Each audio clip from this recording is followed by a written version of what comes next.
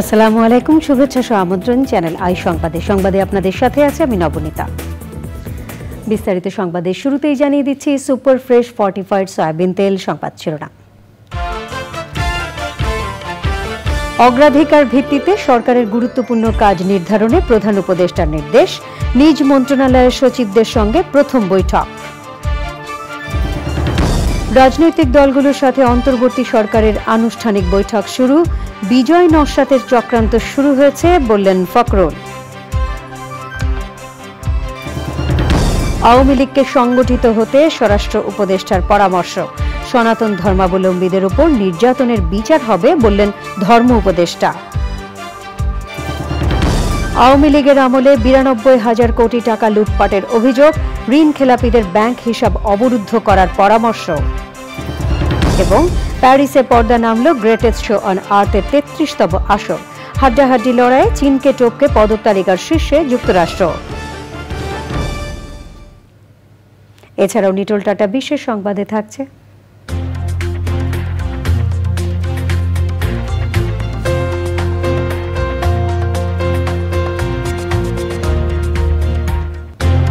মাত্র ১০ সেকেন্ডে ৩ দেশ ভ্রমণের খবর।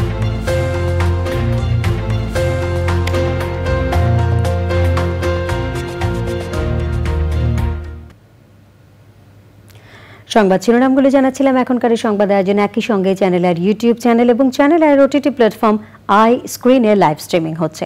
যাচ্ছে পুরো সংবাদে। প্রয়োজনীয় কাজগুলো অগ্রাধিকার ভিত্তিতে করার নির্দেশ দিয়েছেন অন্তর্বর্তীকালীন সরকারের প্রধান উপদেষ্টা ডক্টর মোহাম্মদ ইউনূস। ২৫ মন্ত্রণালয় ও বিভাগের সচিবদের সঙ্গে বৈঠকে সরকারের জরুরি বিষয়গুলো ৭ দিনের মধ্যে উপস্থাপন করতেও বলা হয়েছে। খাদ্য, সার, বিদ্যুৎ সরবরাহ যেন স্বাভাবিক থাকে সেদিকে গুরুত্ব দিতে বলেছেন তিনি। নীলাদ্রি শেখর জানাচ্ছেন। ছাত্র জনতার গণ আন্দোলনের মধ্যে দিয়ে পট পরিবর্তনের পর অন্তর্বর্তীকালীন সরকারের প্রধান উপদেষ্টা ডক্টর মোহাম্মদ ইউনূস প্রথম সভা করলেন তার নিজের হাতে থাকা ২৫ মন্ত্রণালয় ও বিভাগের জ্যেষ্ঠ সচিব ও সচিবদের সঙ্গে। রাষ্ট্রীয় অতিথি ভবন যমুনায় প্রায় ঘণ্টা দুয়েক চলা এ বৈঠকে সচিবরা মন্ত্রণালয়গুলোর কর্মপরিকল্পনা প্রধান উপদেষ্টাকে অবহিত করেন।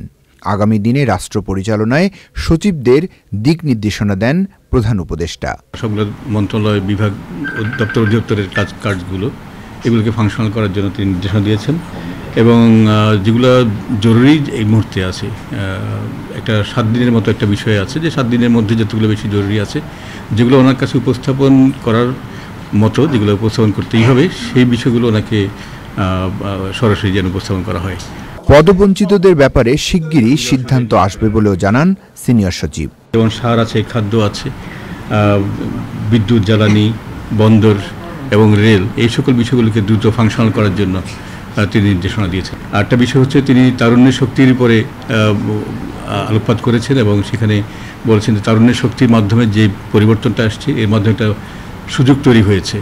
তো আমরা যেন এই সুযোগটাকে কাজে লাগাই এবং আমরা সকল মন্ত্রণালয় বিভাগকে আমরা যেভাবে আমরা কাজ করছিলাম তার চেয়েও ভালোভাবে যেন আমাদের ফাংশন করতে হবে। ১৫ই আগস্ট শোক দিবস জাতীয়ভাবে পালন করা হবে কিনা এ ব্যাপারে এখনও সিদ্ধান্ত হয়নি বলে জানানো হয়। Niladri Shekhar, channel I, Dhaka. নোবেলজয়ী অর্থনীতিবিদ ডক্টর মোহাম্মদ ইউনূসের নেতৃত্বে গঠিত অন্তর্বর্তী সরকারের প্রতি আস্থার কথা জানিয়েছে বিএনপি ও জামায়াতে ইসলামী সহ অন্য রাজনৈতিক দলগুলো। রাষ্ট্রীয় অতিথি ভবন যমুনায় প্রধান উপদেষ্টার সাথে সাক্ষাৎ শেষে বিএনপি মহাসচিব জানান, দেশে বর্তমানে যে অস্থিতিশীল পরিবেশ তৈরি হয়েছে তার জন্য আওয়ামী লীগ দায়ী। এখন দেশের মানুষের বিজয় নস্যাৎ করার চক্রান্ত শুরু হয়েছে। সাদি মাহমুদ জানাচ্ছেন। অন্তর্বর্তী সরকারের প্রধান উপদেষ্টা হিসেবে দায়িত্ব নেওয়ার পর রাজনৈতিক দলগুলোর সঙ্গে ডক্টর মোহাম্মদ ইউনূসের প্রথম আনুষ্ঠানিক বৈঠক। বিএনপি নেতাদের সাথেই প্রথম বসেন অন্তর্বর্তী সরকারের প্রধান উপদেষ্টা। বিকেল ৩:৩০টার পর রাষ্ট্রীয় অতিথি ভবন যমুনায় একে একে হাজির হতে থাকেন বিএনপি মহাসচিব সহ দলটির স্থায়ী কমিটির সদস্যরা। আইন শৃঙ্খলা পরিস্থিতি, ভিন্ন ধর্মাবলম্বীদের নিরাপত্তা, দেশের অর্থনীতির অগ্রগতি সহ নানা বিষয়ে প্রধান উপদেষ্টার সাথে বিএনপি নেতাদের আলোচনা হয়। আলোচনা ফলপ্রসূ জানিয়ে বিএনপি মহাসচিব জানান, ছাত্রদের বিজয় নস্যাৎ করতেই নানা ষড়যন্ত্র চলছে। মাইনরিটির ওপরে অত্যাচার নির্যাতনের যে একটা গল্প ফাঁদা হয়েছে, সেই গল্পটা পুরোপুরিভাবে উদ্দেশ্যমূলক এবং বাংলাদেশকে মেলাইন করা, এই সরকারকে মেলাইন করা, ছাত্র জনতার আন্দোলনকে একেবারে নস্যাৎ করে দেওয়ার আরেকটি চক্রান্ত। আমরা মনে করি যে সরকারের অবশ্যই সকল রাজনৈতিক দলের সঙ্গে কথা বলবেন, কিন্তু কোনো হত্যাকারীর সঙ্গে নয়। নির্বাচন নিয়ে আমরা কোনো কথা বলিনি, কারণ আমরা বলেছি যে, আগেও বলেছি, আপনাদেরকে জানেন যে তা একটা নির্দিষ্ট সময় লাগবেই এই আপনার নির্বাচনের জন্য উপযুক্ত পরিবেশ তৈরি করতে। আমরা তাদেরকে সেই সময় তো অবশ্যই দিয়েছি। পরে জামায়াতে ইসলামীর সাথেও বৈঠকে বসেন প্রধান উপদেষ্টা। বৈঠক শেষে জামায়াতের আমির বলেন, বৈষম্য বিরোধী ছাত্র আন্দোলনকে ভিন্ন খাতে প্রবাহিত করতেই জামায়াতে ইসলামকে নিষিদ্ধ করেছিল আওয়ামী লীগ সরকার। আন্দোলন যখন তুঙ্গে, তখন আন্দোলনকে ডাইভার্ট করার জন্য জামায়াতে ইসলামীকে হঠাৎ করে নিষিদ্ধ ঘোষণা করে দেওয়া হলো। এটা সারা জাতি এই মতলব বুঝে, জাতি এটা গ্রহণ করে নাই বলেই আলহামদুলিল্লাহ রাষ্ট্রের সকল গুরুত্বপূর্ণ স্তরে এখন জামাতে ইসলামী সহযোগিতা করে যাচ্ছে এবং রাষ্ট্র আমাদেরকে অনুভব করছে। আমরা এটাকেই যথেষ্ট বৈধতা মনে করি, এর চাইতে বড় বৈধতার আমাদের প্রয়োজন নাই। পরে এবি পার্টি, খেলাফতে মজলিস, ইসলামী আন্দোলন বাংলাদেশ ও গণ অধিকার পরিষদের নেতাদের সাথেও বৈঠক করেন প্রধান উপদেষ্টা ডক্টর মোহাম্মদ ইউনূস। সাদি মাহমুদ, চ্যানেল আই, ঢাকা। পররাষ্ট্র উপদেষ্টা তৌহিদ হোসেন বলেছেন, সাবেক প্রধানমন্ত্রী শেখ হাসিনা যতদিনই ভারতের আশ্রয়ে থাকুন, এতে দেশটির সঙ্গে বাংলাদেশের সম্পর্ক নষ্ট হবে না।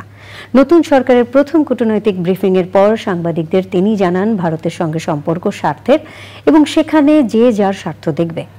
আরেক প্রশ্নের উত্তরে তিনি বলেন, উপদেষ্টাদের কেউই কোনো দেশের হয়ে কাজ করছে না। পান্থুর রহমান জানাচ্ছেন। অন্তর্বর্তীকালীন সরকারের প্রথম ডিপ্লোম্যাটিক ব্রিফিং বিকেল ৩টে নাগাদ রাষ্ট্রীয় অতিথি ভবন পদ্মায় আসতে শুরু করেন ঢাকায় অবস্থানরত বিভিন্ন দেশের রাষ্ট্রদূত, হাইকমিশনার এবং তাদের প্রতিনিধিরা। আসেন জাতিসংঘ এবং বিশ্বব্যাংক সহ উন্নয়ন অংশীরাও। বেরিয়ে যাওয়ার সময় রাষ্ট্রদূতরা শোনান আশার কথা। Hope that relations between Russia and Bangladesh will continue for many years. Our policy is to have friendly relations with all the people of Bangladesh. So China will continue to work with Bangladesh. পরে briefing এর বিস্তারিত জানান পররাষ্ট্র উপদেষ্টা। উনি ওখানে একজন যদি কোনো এক দেশে গিয়ে থাকে, তাতে করে সেই দেশের সাথে সম্পর্ক নষ্ট হবে কেন? তাতে কোনো কারণ নেই, তাই না? বাইলেটারাল সম্পর্ক অনেক বড় বিষয়, এটা স্বার্থের সম্পর্ক।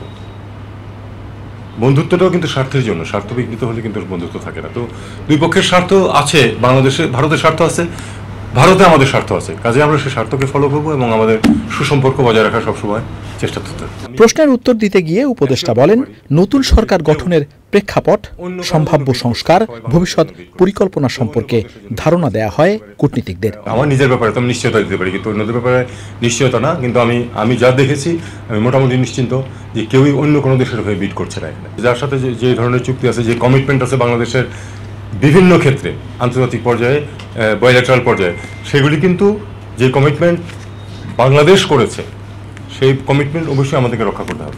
নিজেদের নিরাপত্তা নিশ্চিত করার আহ্বানের পাশাপাশি নতুন সরকারকে সহযোগিতার আশ্বাস দিয়েছেন কূটনীতিকরা। পান্থুর রহমান, চ্যানেল আই, ঢাকা। আওয়ামী লীগকে নতুন করে সংগঠিত হওয়ার পরামর্শ দিয়েছেন স্বরাষ্ট্র উপদেষ্টা। সাম্প্রতিক সহিংসতায় সব হত্যাকাণ্ডের বিচার হবে বলেও জানান তিনি।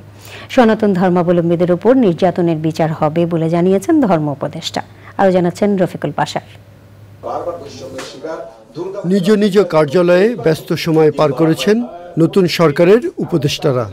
এক বৈঠক শেষে স্বরাষ্ট্র উপদেষ্টা বলেন, আওয়ামী লীগ বড় দল, তাদের দ্রুতই নতুন করে সংগঠিত হওয়া উচিত। আমার ওয়ান অফ দি মিশন যে পলিটিক্যাল পার্টি অ্যাক্ট, এটা আমি এখানে বসবো, আমরা একটা তৈরি করব, দরকার হলে বাইরে থেকে করব।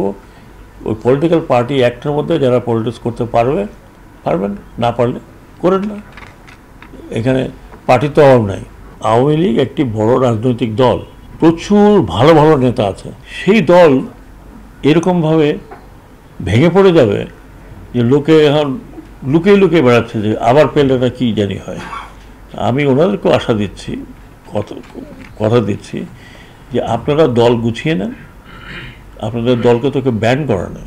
5ই আগস্টের পর সনাতন ধর্মাবলম্বীদের উপর নির্যাতন হয়েছে। কতজন সনাতন ধর্মের মানুষ নির্যাতনের শিকার হয়েছেন তার তালিকা হচ্ছে। দুর্গাপূজায় সরকারি ছুটি বাড়ানোর উদ্যোগ নেওয়া হবে। স্ট্রংলি রেকমেন্ড করব যে অন্তত দুর্গাপূজায় 3 দিন ছুটি হয়, 3 দিন না হলে মিনিমাম 2 দিন যেন ছুটি হয়। কিছু অভিযোগ আসছে যে বাংলাদেশের বিভিন্ন জায়গায় ধর্মীয় সংখ্যালঘুদের বাড়িঘর এবং উপাসনালয়ে আক্রমণ হয়েছে। আমরা এটি তীব্র নিন্দা জানাই। পুলিশের অনুপস্থিতির কারণে এই আক্রমণটা একটু বেশি হয়েছে। এখন পুলিশ যেহেতু যোগদান করেছে, আমরা ইনশাল্লাহ আশাবাদী আর এরকম দুর্ঘটনা আর ঘটবে না। এই বাংলাদেশ সাম্প্রদায়িক সম্প্রীতির দেশ। আবহমান কাল ধরে আমরা রোজা পূজা একসাথে করে আসছি। শপথ নিয়ে প্রথম অফিস করলেন প্রাথমিক ও গণশিক্ষা উপদেষ্টা এবং পার্বত্য চট্টগ্রাম বিষয়ক উপদেষ্টা। Rafiqul Bashar, channel I, Dhaka. চাপ মুক্ত থেকে বিচারকদের বিচার কাজ চালিয়ে যাওয়ার নির্দেশ দিয়েছেন প্রধান বিচারপতি সৈয়দ রেফাত আহমেদ। বিচার বিভাগে কোনো ধরনের অন্যায় হলে কঠোর ব্যবস্থা নেওয়া হবে বলে হুঁশিয়ার করেন তিনি। সিন্ডিকেট মুক্ত বিচার বিভাগ এবং মিথ্যা ও হয়রানিমূলক মামলা যেন না হয় সেদিকে দৃষ্টি দিতে আহ্বান জানিয়েছেন অ্যাটর্নি জেনারেল ও সুপ্রিম কোর্ট বারের সভাপতি। মাজহারুল হক মান্না জানাচ্ছেন। আপিল বিভাগে প্রধান বিচারপতি সৈয়দ রেফাত আহমেদের সংবর্ধনা। আপিল ও হাইকোর্ট বিভাগের সব বিচারপতি আসন গ্রহণের পর গণজাগরণে নিহতদের প্রতি শ্রদ্ধা জানিয়ে 1 মিনিট নীরবতা পালন করা হয়।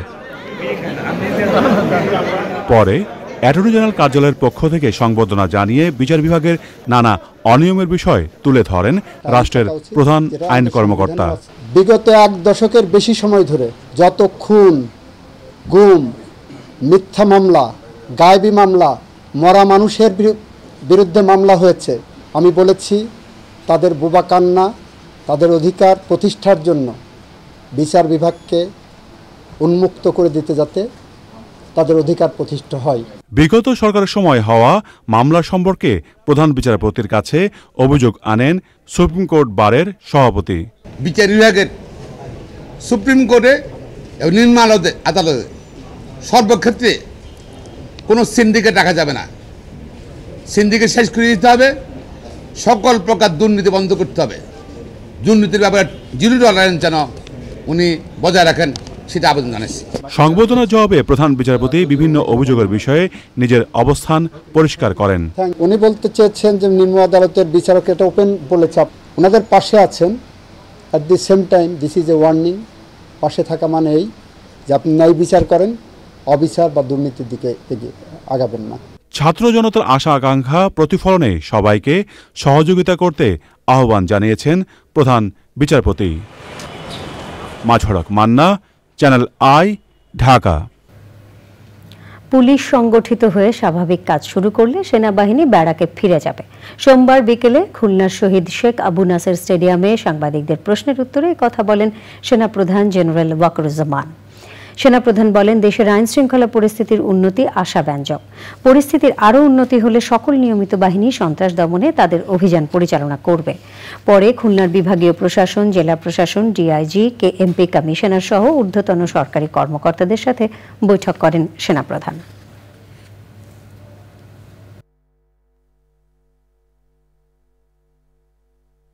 পুলিশকে আরও সংগঠিত করতে হবে এবং তাহলে নিশ্চিত যে আমরা আবার একদম স্বাভাবিক অবস্থা আমরা ফেরত যাব, সেই দিকেই আমরা কাজ করে যাচ্ছি। আমরা দিনরাত কাজ করে যাচ্ছি। আমার সেনাবাহিনী সমস্ত ডিভিশনগুলো ডিপ্লয় আছে বাংলাদেশের বিভিন্ন জায়গায় এবং আমরা ইনশাআল্লাহ খুব শীঘ্রই একেবারে পরিস্থিতি স্বাভাবিক হয়ে যাবে এবং পুলিশ ফোর্স যখন আবার সুন্দরভাবে তাদের কার্যক্রম শুরু করবে তখন আমরা সেনানিবাসে ফেরত যাব। চাটুকার, দলকানা ও তোষামোদী মুক্ত গণতান্ত্রিক বাণিজ্য সংগঠন করতে শুদ্ধি অভিযান চালানোর পরামর্শ দিয়েছেন ব্যবসায়ী নেতারা। এনবিআর, কাস্টমস সহ ব্যবসা সংক্রান্ত সরকারি অফিসগুলোর বিরুদ্ধে ঘুষ দুর্নীতি নিয়ে সোচ্চার ব্যবসায়ীরা। মাসরুর শাকিল জানাচ্ছেন। দেশের রপ্তানিমুখী বাণিজ্য সংগঠনগুলোকে নিয়ে বিজিএপিএমই এর আয়োজিত মতবিনিময় সভা। রপ্তানি সংশ্লিষ্ট 10টি সংগঠনের নেতারা এতে অংশ নেন। সভায় ব্যবসায়ী নেতারা বলেন, ছাত্র জনতার গণ অভ্যুত্থানের পর তারা বাকস্বাধীনতা ফিরে পেয়েছেন। রপ্তানি আয় করতে চরম ঝুঁকি তুলনায় প্রাপ্ত সুযোগ সুবিধা অপ্রতুল হলেও বিগত সময়ে আমাদের ওই সমস্ত সুযোগ সুবিধা পেতে চরম হয়রানি এবং ভোগান্তির শিকার হয়েছে। আমি অনুরোধ করব, আসেন দলীয় কাজটা দলীয় প্ল্যাটফর্মে করি। যখনই ব্যবসায়িক অর্গানাইজেশন আসবো, এখানে ব্যবসায়ীদের স্বার্থের কথা বলি, দলের কথা আমরা ভুলে যাই। সমস্ত অর্গানাইজেশনের মধ্যে একটি শুদ্ধি অভিযান শুরু করতে হবে। সবাই তেল মেরে কথা বলে, কেন ভাই এত তেলবাজি করতে হবে কেন? অ্যাসোসিয়েশনের প্রেসিডেন্ট হয়েছে আমি কথা বলার জন্য, আমি তেল মারার জন্য না। তারা বলেন, জনপ্রতিনিধিত্বশীল সরকার না থাকলে স্বার্থান্বেষী মহলের জন্ম হয়, যারা অবাধে লুটপাট করার লাইসেন্স পায়। রাজনীতি ছাড়া রাষ্ট্র চলবে না, কিন্তু রাজনীতি যদি সবকিছুকে গ্রাস করে ওভারল্যাপ করে সেখানেই তো মুশকিল। আওয়ামী পন্থীরা চলে গেছে, এখন বিএনপি পন্থীরা ঝুট দখল করবে, গেট দখল করবে, গেট ধাক্কাধাক্কি করবে। আমি বিনীতভাবে যে কোনো দলীয় প্রধানকে অনুরোধ করব, আমরা ব্যবসায়ী, আমরা বাঁচলে অর্থনীতি বাঁচবে, আমাদেরকে বাঁচতে দেন, আপনারাও বাঁচবেন। সরকারের এই বিভিন্ন ডিপার্টমেন্টের যে দুর্নীতি, এই দুর্নীতির বিরুদ্ধে আবার আমরা সবাই ব্যবসায়ীরা সোচ্চার হব। ওই আমাদের সরকার হবে যেই সরকার জনগণের কাছে জবাবদিহিতার প্রতিদিন জবাবদিহিতার সম্মুখীন হতে হবে। তাহলেই আপনি এই যে প্রতিষ্ঠানগুলো বললেন, এনবিআর, কাস্টমস অমুক তমুক, এরা আপনাদের কাছে দায়বদ্ধ থাকবে। স্বল্পোন্নত দেশ থেকে উন্নীত হওয়ার সময়সীমা 2026 সাল থেকে বাড়িয়ে 2032 সাল করার জন্য অন্তর্বর্তীকালীন সরকারের কাছে আহ্বান জানান ব্যবসায়ী নেতারা। Masrur Shakil, channel I, Dhaka. আওয়ামী লীগের শাসনামলে বড় 24টি দুর্নীতির মাধ্যমে কমপক্ষে 92,261 কোটি টাকা লুট হয়েছে বলে অভিযোগ করেছে গবেষণা সংস্থা সিপিডি। 3 মাসের জন্য একটি কমিশন করে 16 বছরে আর্থিক খাতের লুটেরা এবং ব্যাংকার ও আমলা সহ দুর্নীতির দোষরদের শাস্তির আওতায় আনার পরামর্শ দিয়েছে তারা। দ্বৈত শাসন বন্ধে অর্থ মন্ত্রণালয়ের আর্থিক প্রতিষ্ঠান বিভাগ বন্ধেরও সুপারিশ করেছে সিপিডি। রিজভী নওয়াজ জানাচ্ছেন। আর্থিক খাতের অনিয়ম, অনাচার, লুটপাট নিয়ে বরাবরই সোচ্চার ছিল গবেষণা সংস্থা centre for policy dialogue CPD. এর জন্য আওয়ামী লীগ সরকারের মন্ত্রী, এমপি সহ বিভিন্ন পর্যায়ের নেতাকর্মীদের কটাক্ষ হজম করতে হয়েছে সংস্থাটিকে। ব্যাংকিং খাতের আশু করণীয় নিয়ে নতুন সরকারের জন্য পরামর্শ তুলে ধরে সেই নিগ্রহের বাজে অভিজ্ঞতাও জানান গবেষকরা। অনেকগুলো ব্যাংক আপনারা জানেন যে বলতে গেলে এগুলো মৃতপ্রায়, এগুলোর চলন শক্তি আর নাই, এগুলো ক্লিনিক্যালি ডেড হয়ে গেছে। তো এগুলোকে আসলে বন্ধ করে দেওয়া উচিত, বন্ধ হয়ে যাক, এইটা এরকম একটা ন্যাচারাল ডেথ হয়ে যাক, এটাই আমরা বলছি। ফাইন্যান্সিয়াল ইনস্টিটিউশনস ডিভিশন, এটা বাংলাদেশ ব্যাংকের স্বাধীনতার উপরে প্রত্যক্ষভাবে এটা একটা কন্ট্রাডিক্টরি। এফআইডিটা আসলে বন্ধ করে দেওয়া উচিত। শুধুমাত্র যে তদন্ত করা সেটা না, এফআইডির কোনো প্রয়োজন নাই, এটাই আমাদের সুপারিশ।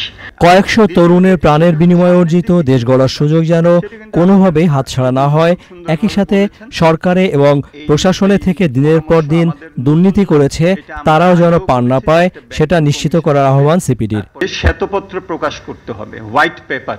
হোয়াইট পেপারের অর্থ হলো যে যেসব দুর্নীতি ইত্যাদি হয়েছে সেই সব দুর্নীতির কার্যকারণ কি, কারা এগুলো করেছে, সেগুলো নিয়ে কিন্তু জবাবদিহিতার একটা অংশ হিসাবে এটাকে একটা প্রকাশ করা, একটা কমিটি করে ইচ্ছাকৃত ঋণখেলাপি ব্যক্তি এবং তার পরিবার সদস্যদের ব্যাংক হিসাব স্থগিত করে বিচারের মুখোমুখি দাঁড় করানোর আহ্বান সিপিডির। Rizvi Nawaz, channel I, Dhaka. এবারে প্যারিস অলিম্পিকের খবর।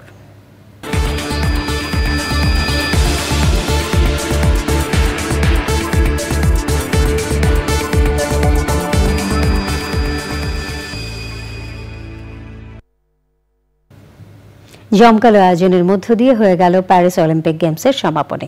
ফ্রান্সের এই ঐতিহাসিক অলিম্পিক গেমস আয়োজনের নেপথ্যে কাজ করেছেন বাংলাদেশের নোবেলজয়ী ডক্টর মোহাম্মদ ইউনুস। দেশে ফিরে প্রধান উপদেষ্টার দায়িত্ব নেওয়ার আগে প্যারিসে চ্যানেল আইকে জানান সেই কথা।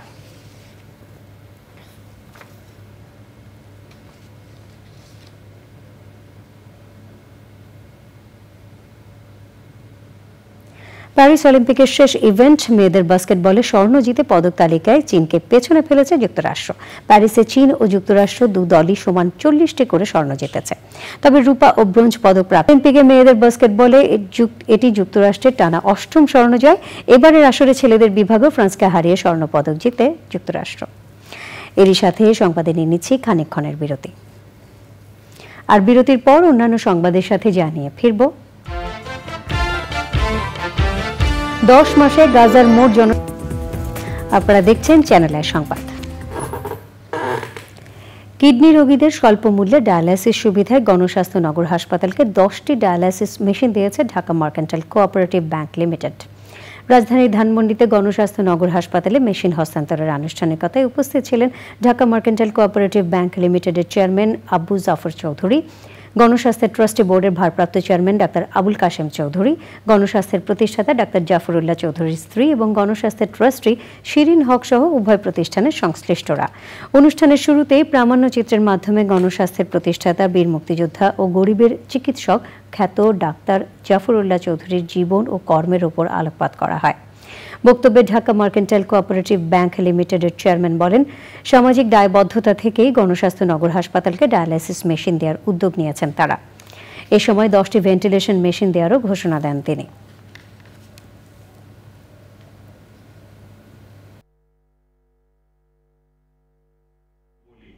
প্রত্যেক বছর সাম টাইনি ওয়ে মেজর ওয়েতে আমরা কিছু কিছু ব্যাংকের পাশাপাশি কার্যক্রমে ইনভলভ থাকে as part of corporate social responsibility. So এই সুবাদে and her dedication, commitment to this institution, I commit myself with my institution. Whatever she says, agreed upon. সাবেক রাষ্ট্রদূত ও সচিব মোহাম্মদ সিরাজুল ইসলাম মারা গেছেন। ইন্না লিল্লাহি ওয়া ইন্না ইলাইহি রাজিউন। রোববার যুক্তরাষ্ট্রের স্থানীয় সময় সকাল 9:20 জর্জ ওয়াশিংটন হাসপাতালে শেষ নিঃশ্বাস ত্যাগ করেন তিনি। তার বয়স হয়েছিল 79 বছর। কর্মজীবনে তিনি অত্যন্ত সৎ ও নিষ্ঠাবান কর্মকর্তা হিসেবে বিভিন্ন গুরুত্বপূর্ণ পদে দায়িত্ব পালন করেছেন। বিভিন্ন সামাজিক কর্মকাণ্ডের সাথেও জড়িত ছিলেন তিনি।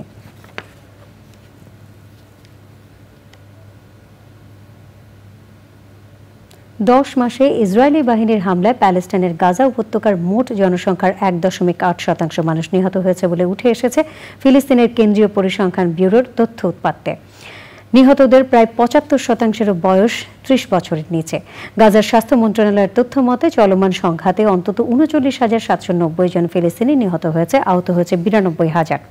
জাতিসংঘের তথ্য অনুযায়ী অভ্যন্তরীণভাবে বাস্তুচ্যুত হয়েছে প্রায় 19 লাখ মানুষ। ইসরায়েল ও হামাসের মধ্যে যুদ্ধবিরতি চুক্তির জন্য চেষ্টা করছে যুক্তরাষ্ট্র, মিশর ও কাতার, যারা আলোচনায় বসতে পারেন আসছে 15 আগস্ট।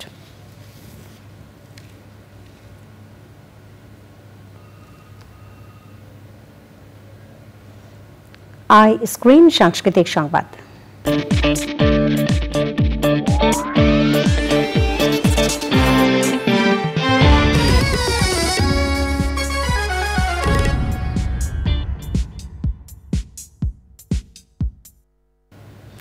জাতীয় চলচ্চিত্র পুরস্কারপ্রাপ্ত অভিনেত্রী ও অফবিট নাটকের জনপ্রিয় নির্মাতা আফসানা মিমির নির্মাণে web film of the mark বিনোদনের সবচেয়ে বড় ওটিটি প্ল্যাটফর্ম আই স্ক্রিনে প্রদর্শিত হচ্ছে।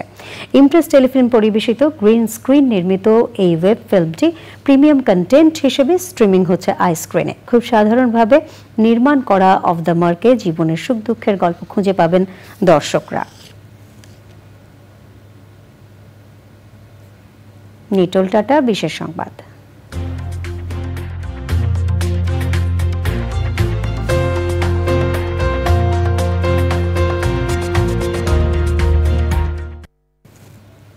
অবিশ্বাস্য মনে হলো সুইজারল্যান্ডের রাইন নদীর তীরের বাসেল শহরে গিয়ে একসাথে মাত্র 10 সেকেন্ডে 3 দেশ ভ্রমণের স্বাদ নিতে পারবেন ভ্রমণপ্রেমীরা। সুইজারল্যান্ড, ফ্রান্স ও জার্মান সীমান্তের সংযোগস্থল বাসেল। প্রাকৃতিক সৌন্দর্যের পাশাপাশি ঐতিহাসিকভাবে সমৃদ্ধ এই শহর। এখানকার প্রধান আকর্ষণগুলোর একটি হলো ওল্ড টাউন বা পুরনো শহর। ফেব্রুয়ারি বা মার্চে অনুষ্ঠিত বিশেষ কার্নিভালের জন্য প্রসিদ্ধ এই শহর। এখান থেকে আশপাশের শহর এবং দর্শনীয় স্থানগুলোতেও খুব সহজেই ভ্রমণ করা যায়।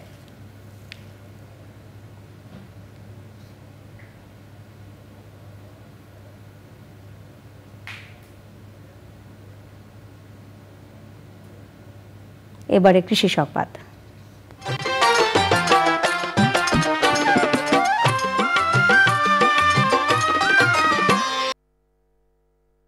পটুয়াখালীর কলাপাড়ায় বদ্ধ খাল উন্মুক্ত করায় উপকৃত হচ্ছেন কৃষক। পানি নিষ্কাশনের সুবিধা হওয়ায় পতিত জমিতে আমন সহ বিভিন্ন ফসল আবাদ হচ্ছে।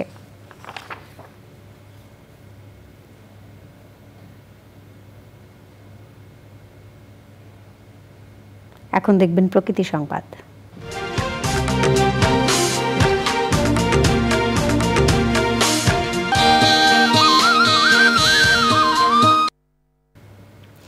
বাগেরহাটে পরিবেশ বান্ধব বন্ধু চুলায় ভাগ্য ফিরেছে অনেকের। কর্মসংস্থানের পাশাপাশি অর্থনৈতিক সচ্ছলতা এসেছে পরিবারে। স্বাস্থ্য ঝুঁকি কম, কাঠের সাশ্রয় আর কার্বন নিঃসরণ কম হওয়ায় দিন দিন বাড়ছে বন্ধু চুলার ব্যবহার।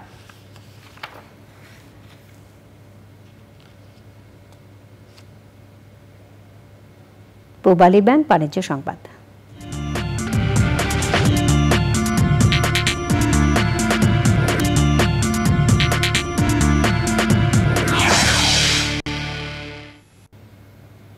গত 15 বছরে পুঁজিবাজারে অনেক অনিয়ম হয়েছে বলে অভিযোগ করেছে Dhaka stock exchange brokers association DBA. উল্লেখযোগ্য অনিয়মের মধ্যে খারাপ কোম্পানির আইপিও নিয়ে আসা রাইট শেয়ার ইস্যু, কিছু কোম্পানিকে ওটিসি থেকে এসএমইতে স্থানান্তর এবং বারবার ফ্লোর প্রাইস আরোপকে দায়ী করেন তারা।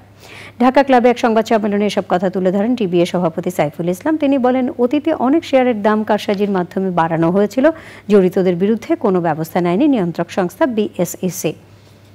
তবে তিনি বিএসইসি এবং ঢাকা স্টক এক্সচেঞ্জে রাজনৈতিকভাবে নিয়োগ করা কর্মকর্তাদের পদত্যাগ দাবি করে পুনর্গঠনের দাবি জানান। সংবাদে আবারও নিয়ে নিচ্ছি বিরতি। আর বিরতির পর খেলার খবরে থাকছে জাতীয় দলের ক্রিকেটারদের রাজনীতিতে যোগ না দিতে বিসিবি নির্বাচকের পরামর্শ। রাতে পাকিস্তান রওনা হচ্ছে টিম টাইগার্স।